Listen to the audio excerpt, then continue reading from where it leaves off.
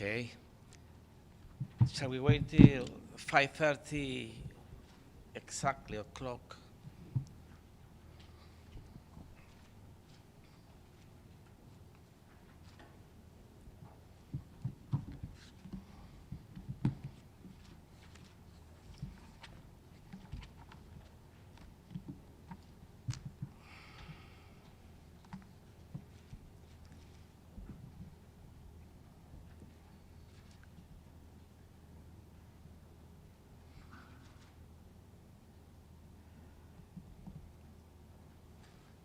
I think that we are where we are.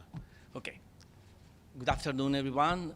I am here to inform you, to report you about the meeting that we had with just had with the Secretary General a few minutes ago to deliver a letter from our President, Nicolás Maduro Moros, regarding the militarization of the region, the Caribbean and Latin American region, by the United States, the recent militarization. We delivered the letter, and now I'm going to read a communique. I'm going to read it in Spanish. You have a copy in English, and then afterwards I will answer questions in English or Spanish. I'm going to read it in Spanish now. Comunicado. La República Bolivariana de Venezuela se dirige a la opinión pública internacional y a los medios de comunicación internacionales para informar que, en el marco de una reunión bilateral que ha tenido lugar esta tarde, se ha hecho entrega al Secretario General de las Naciones Unidas, Antonio Guterres, una misiva a través de la cual se denuncian los más recientes y peligrosos desarrollos de la política de continuo hostigamiento del gobierno de los Estados Unidos de América contra nuestro país.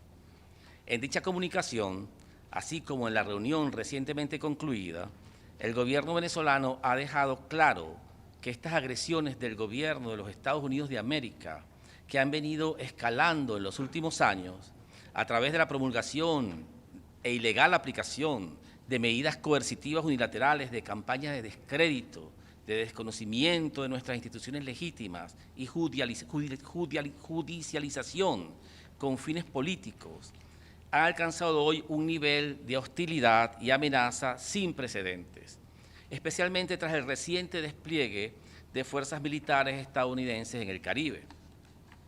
Ha generado particular alarma la presencia de destructores y de cruceros lanzamisiles, así como el despliegue de un submarino con capacidad nuclear. Se trata de la primera ocasión en la historia en que se introducen activos militares con capacidad nuclear. Este es el verdadero punto más importante de esto. Con capacidad nuclear en América Latina y el Caribe.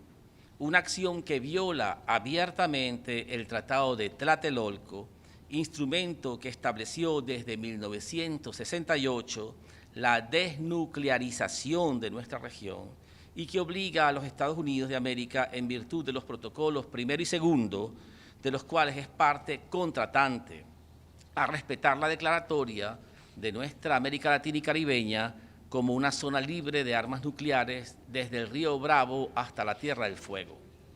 Estas operaciones militares estadounidenses constituyen, además, una flagrante violación de la Carta de las Naciones Unidas, en particular del artículo 2.1, relativo a la igualdad soberana de los Estados, del artículo 2.3 de la Carta, relativo a la solución pacífica de las controversias, del artículo 2.4, relativo a la prohibición de la amenaza o uso de la fuerza, y del artículo 2.7, relativo al principio de no intervención en los asuntos internos de los Estados.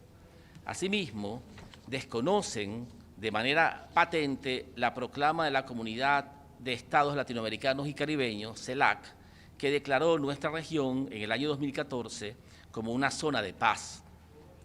Denunciamos ante el mundo con la mayor firmeza que la introducción de un componente nuclear en el Caribe atenta contra la estabilidad hemisférica, erosiona la confianza en el régimen internacional de no proliferación y desarme y pone en riesgo la paz y la seguridad tanto regionales como internacionales.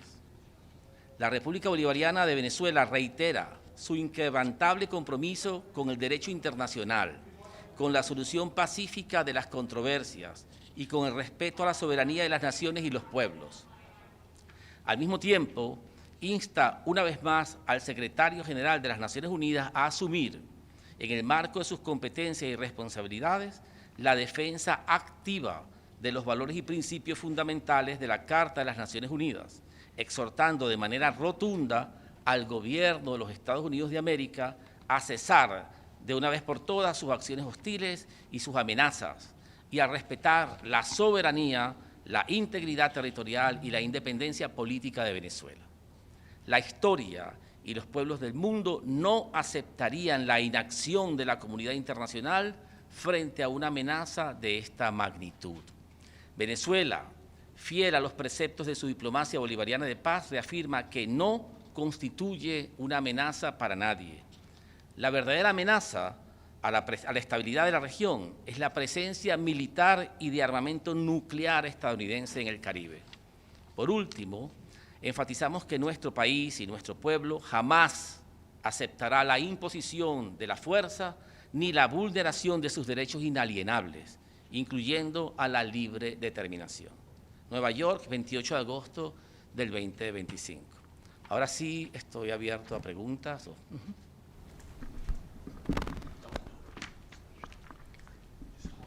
Ya. Por aquí, señor Moncada, Guillermo Azábal, de la agencia EFE de España. Me gustaría preguntarle, en primer lugar, cómo ha ido el encuentro con el secretario general, si nos puede dar alguna información más y cuál ha sido la reacción de él al respecto. Y segundo, si viendo cómo está la situación, ¿cabe la posibilidad de que en la semana de alto nivel de la ONU pueda ser el propio presidente el que se persone aquí en Naciones Unidas? Gracias. Gracias por la pregunta. La reunión con el secretario general fue bien, fue buena reunión. Se le entregó la carta, conversamos detalles adicionales de la situación. El secretario general estaba muy interesado porque desconocía algunos detalles de los nuevos acontecimientos, los más recientes.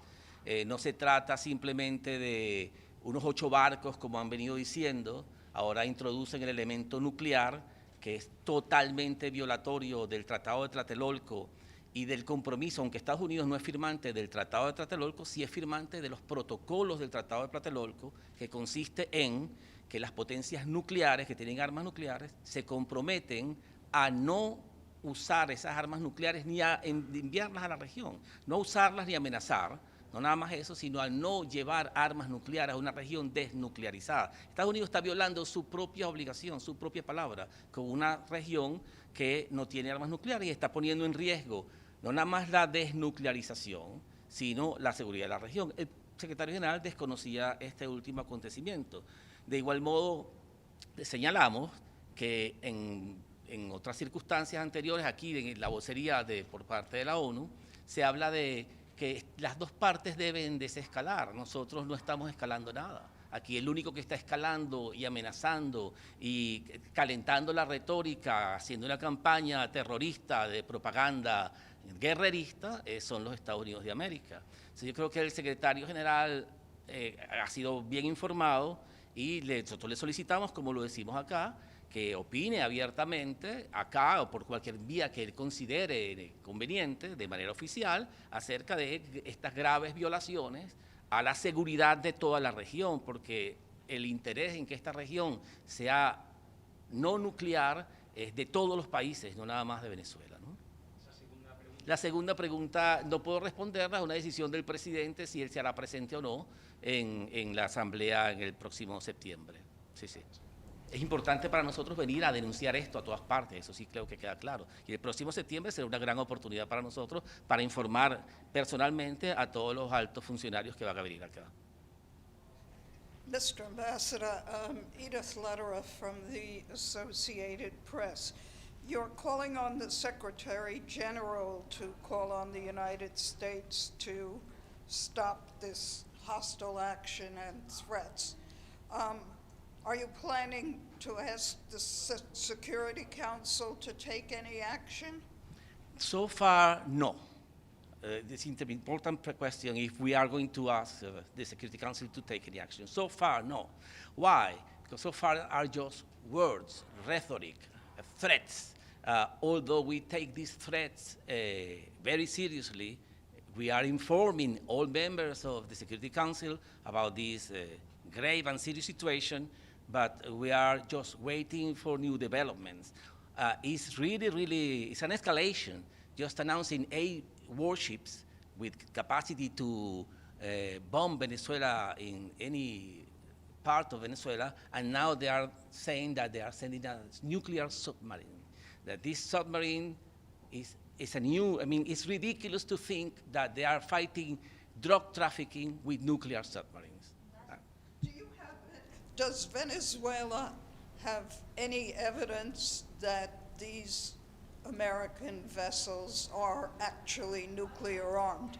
They may be nuclear capable, but are they nuclear armed? Fascinating question. The very same Secretary General asked me exactly that question. Do they have nuclear weapons? Excuse me, we are not the ones who have to answer that question. They are the ones who have to answer those questions. The ones who are saying, proclaiming that they are sending nuclear weapons, nuclear warships, nuclear submarines to the regions are the ones who have to clarify if they carry nuclear weapons or not. But we are not in the role of answering that question. We are in the role of denouncing the threat and the terror campaign. Mm-hmm. This is toward the United States. Does your country prepare to deploy forces as well? No, we are prepared to defend our country, not to deploy forces in the region. We defend our territory. This is our obligation, our duty, sacred duty as Venezuelans, to exercise our right to legitimate defense, to self-defense. This is the Charter, Article 51st. But so far, what we are encountering is the threat of use of force. The threat of use of force itself is a violation of the Charter. And we need the international community to understand that they are violating the Charter. They are ignoring their international obligations just by threatening the use of force with the false excuse of fighting drug trafficking. More, it's very important for everyone to understand that only in 3 moments of the United States history, the whole 250 years history, only in 3 occasions they have used the 1798 law act that allows them to declare one nationality as enemy alien. British, Germans, and Venezuelans. Now they declare that all Venezuelans of 14 years old upwards, children of 14 years old, according to the declaration, to the executive order, are terrorists perpetrating an invasion of the United States terrorists and constitute a national threat. The very presence of Venezuelans in the United States territory is contrary to the security of the United States. All Venezuelans here are enemies. Never before. This is pure racism, you see? This is an exaggeration of the propaganda campaign, and now they are declaring that our president, our legitimate president, is the head of that invasion. This exaggerated, ridiculous, absurd rhetoric has to be dismantled, has to be exposed in its absurdity to the international community, because it's the base for a military action against a member of the United Nations, which is not a threat to anyone. So what was the Secretary General's advice to you? No, he didn't give us any advice. I think he was concerned, he showed concern, and we will wait for his initiative and decisions and actions in the near future. But the important thing is he was well informed, he was interested in the case, and we will see what happens from the Secretary General from here onwards. Well, what did he say he was going to do? No, he didn't commit himself in that particular meeting to any specific actions, but we firmly believe, that there is room for the Secretary General action in this matter. La última por aquí, señor Moncada. Me gustaría preguntarle, usted ha comentado que el envío de esas embarcaciones no es la mejor forma de combatir el narcotráfico, pero Venezuela justamente ha tomado la decisión de desplegar a 15.000 hombres para este cometido. ¿Por qué la decisión llega ahora, una vez que ha llegado la arremetida, digámoslo así, de Estados Unidos? ¿Por qué no antes? No, muy interesante la pregunta porque necesitamos coordinación con Colombia. Y afortunadamente, si usted ve las noticias de Colombia hoy, el presidente de Colombia ha manifestado que él también está movilizando al mismo lugar de la frontera tropas colombianas y tropas venezolanas porque ese es el único modo coordinado. Si lo hace un país por su cuenta, sin coordinación con el vecino, pareciera una acción agresiva o no tendría los efectos deseados. Pero los dos presidentes han dicho que coordinadamente, trabajando en la frontera, que queremos que sea una frontera de paz y de prosperidad económica, coordinadamente el peligro del narcotráfico será realmente controlado. Necesitamos coordinación, por fin la estamos logrando y estamos muy contentos de eso, ¿no? Ambassador, did you have an encounter here the last days or hours with your Russian colleague or Chinese or somebody that you think can listen to your worries? We are talking to everyone at the United Nations, everyone, because we believe that this is a problem of the international community. It's not just Venezuela, or it's not just the region, the Latin America and the Caribbean region. It's an international flagrant violation of the Charter, and we think that everyone should be informed and alerted and advised about what new kind of madness may come in the future for us. Michelle Nichols from Reuters. Apologies if you've answered this in Spanish. I don't speak Spanish. The Americans have said that this is to tackle drug cartels. Does Venezuela believe that? And if you don't, what do you think they're there for? We don't believe at all that they are there to fight in drug trafficking at all, for three reasons. The main routes of drug trafficking are on the Pacific Ocean. I mean, they mistook the ocean. They went to the Caribbean, and they had to go to the Pacific Ocean, first of all.